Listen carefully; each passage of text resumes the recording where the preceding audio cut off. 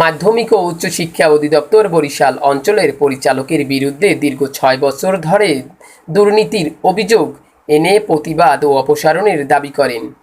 বরিশাল নগরীতে বিক্ষোভ মিছিল ও সমাবেশ করেন বৈষম্য বিরোধী শিক্ষক ও কর্মচারী সমাজ বরিশাল অঞ্চলের। সমাবেশ শেষে ব্রাণকম্পন রোডস্থ মাধ্যমিক ও উচ্চশিক্ষা অধিদপ্তর বরিশাল অঞ্চলের পরিচালক এর রুমে প্রবেশ করেন, বিক্ষোভ করেন তারা। এক পর্যায়ে ভাঙচুরও চালায় বিক্ষোভকারীরা।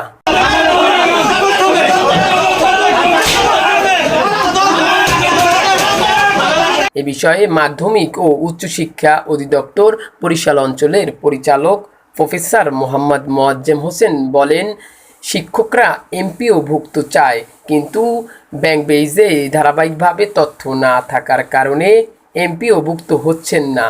এ কারণে তারা এই হামলা চালায়। আমি অফিসে আসি এবং পাতারহাট রসিকচন্দ্র কলেজের আর্চি কলেজ, সেই শিক্ষকরা ২০-২৫ জন শিক্ষক আসে সেই কলেজের অধ্যক্ষের বিরুদ্ধে অভিযোগ নিয়ে।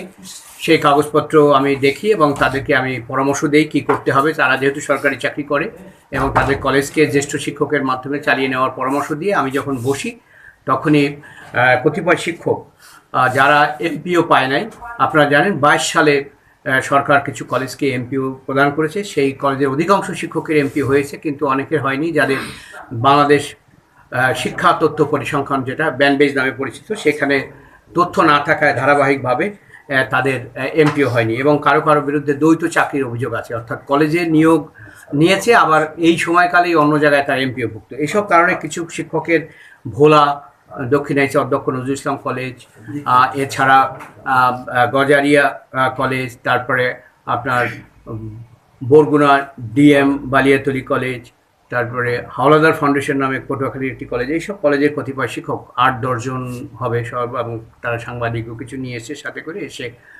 তারা এই ঢোকে। সাংবাদিকরা অত্যন্ত ইতিবাচক ভূমিকা পালন করেছে। তারা ছবি তুলেছে, সরকারি সম্পদ ভাঙার জন্য নিষেধ করেছে, কিন্তু তারা আমার দপ্তরে ঢুকে ভাঙচুর করেছে এবং নানা রকম মিছিল দিয়েছে। তাদের দাবি হচ্ছে যে তাদের এমপিও দিতে হবে, আমাকে অপসারণ, কিন্তু মূল দাবি হচ্ছে তাদের এমপিও।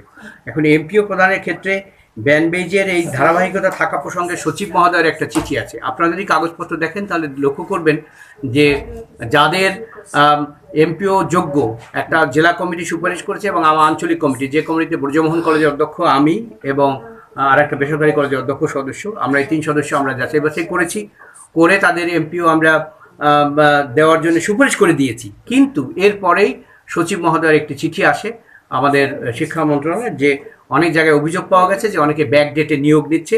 আপনারা ধারাবাহিকভাবে দেখুন যেদিন থেকে সে নিয়োগ নিয়েছে সেদিন থেকে ব্যানবেজে তথ্য আছে কিনা। আমরা অনলাইনে সেটি যাচাই করে যাদেরটা পাইনি তাদেরটা দিতে পারিনি। এই ক্ষেত্রে তারা ক্ষুব্ধ হয়ে বিশেষ করে ভোলা থেকে আগত কতিপয় শিক্ষক অত্যন্ত উগ্র আচরণ করেছে এবং এই সরকারের এই যে টেবিলের গ্লাস এগুলো কিছু ভেঙেছে, ছুঁড়ে মেরেছে, পেপারওয়েট, এগুলো তারা করেছে, যেটা শিক্ষক সুলভ নয়। পরবর্তীতে সেনাবাহিনীর সদস্যবৃন্দ এবং আমাদের ওসি লোকাল থানা, ওনারা চলে আসেন এবং আমাদের যারা বৈষম্যবিরোধী ছাত্র আন্দোলন করে সেই নেতৃবৃন্দও অনেকে চলে আসেন খবর পেয়ে। তখন তারা আমার কাছে সরি বলেছে, ক্ষমা চেয়েছে এবং তারা দাবি করেছে যে তারা খুব মানবতার জীবনযাপন করেছে, তাদেরকে যেন এই এমপিও দেওয়া হয়। আমি সেনাবাহিনীর কর্মকর্তা আমাকে অনুরোধ করেছে যে স্যার আপনি ঢাকায় সেন্ড করে দেন, তারপরে ঢাকা কর্তৃপক্ষ এদের ব্যবস্থা নেবে। এই সেন্ড করার যে বিষয়টি, সেটির ক্ষেত্রে আইনগত বাধা হচ্ছে এই সচিব মহোদয় পত্রটি যদি শিথিল না করে তাহলে সেক্ষেত্রে কিছুটা অনিয়ম হবে। আমি এটি ঊর্ধ্বতন কর্তৃপক্ষের সাথে আলাপ করে তাদের ব্যাপারে ব্যবস্থা গ্রহণ করব। আচ্ছা স্যার, এই যে শিক্ষকদের ভিতরে কি বহিরাগতরা ছিল কিনা? না, এরা শিক্ষকই ছিল এবং এই শিক্ষকগুলো আমরা অনেকেই চিনি। তারা বিভিন্ন সময় এসে এই দাবি তারা করেছে। তাদের দাবিটা যদি ন্যায্যতা থাকতো বা আইনগত ভিত্তি থাকতো তাহলে আমি অবশ্যই দিয়ে দিতাম। তারা যেটা দুঃখজনক কাজ করছে, এখানে মিছিল দিয়েছে, দুর্নীতির কথা বলেছে, কিন্তু কোনো ধরনের দুর্নীতি এই অঞ্চলের কোনো এমপিও কার্যক্রমে, বিশেষ করে কলেজ সেকশানে কেউ বলতে পারবে না। আমরা এই 5 বছর আমি এমপিও দিচ্ছি, 3 বছর, এখানে একটা লোকের কাছ থেকে আমার কোনো অফিস 1 কাপ চা খেয়েছে কিংবা কোনো অন্যায়ের সাথে জড়িত এরকম কোনো তথ্য প্রমাণ আপনারা পাবেন না।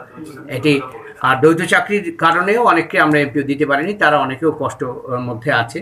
তারা 2টো চাকরি কেউ ছেড়ে দিয়েছে, কেউ প্রাইমারি চাকরি ছেড়ে দিয়েছে, এখন তারা এখানে এমপিও পায়নি। এটা নীতির কারণে পায়নি, এটি সরকারি নিয়ম নীতির কারণে দেওয়া নেই, কিন্তু আমাদের অফিস, আমরা যারা এমপিওর সাথে সংশ্লিষ্ট, আমরা নিয়ম, জনবল কাঠামো এর কোনো ব্যত্যয় করে কোনো কাজ করিনি।